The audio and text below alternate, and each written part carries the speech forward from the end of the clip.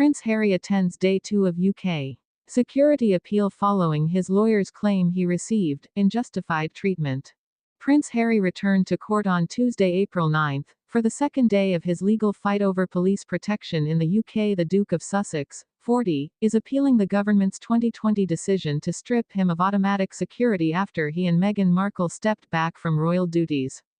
In opening arguments on Monday, his legal team argued he had been singled out for unjustified and inferior treatment.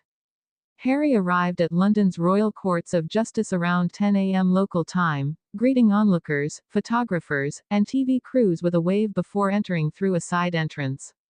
The hearing is taking place in Court 73 and is expected to conclude its public portion on April 9, with much of the day's proceedings held behind closed doors. Barrister Shahid Fatima KC, representing Harry, hinted that the private session would explore sensitive comparisons between the Duke and others, potentially members of the royal family or other high-profile individuals. The closed session deals with Harry's comparison with others, she noted during Monday's hearing. This high-stakes legal battle has added further strain to Harry's already fractured relationship with his father, King Charles. Key aides to the monarch sit on RAVEC, the government committee responsible for decisions around taxpayer-funded security. Prince Harry arrived at Court 73 around 10:28 a.m., just before the judges entered.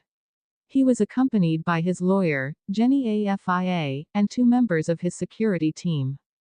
Inside the courtroom, Harry was seen taking notes in a small spiral-bound notebook and occasionally sending messages on his phone.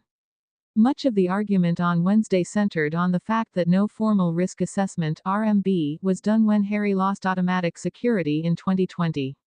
Instead, the government's RAVEC committee gave him a case-by-case arrangement based on current needs.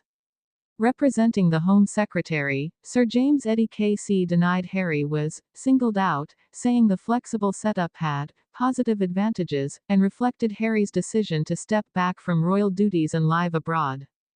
He argued that the bespoke approach was carefully considered and appropriate for Harry's unique circumstances.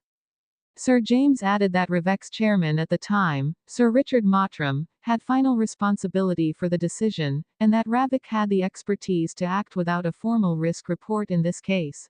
In their written arguments, the Duke of Sussex's lawyers laid out some of the background, saying Harry and his wife Meghan, 43, felt forced to step back from their roles as full-time official working members of the royal family as they considered they were not being protected by the institution.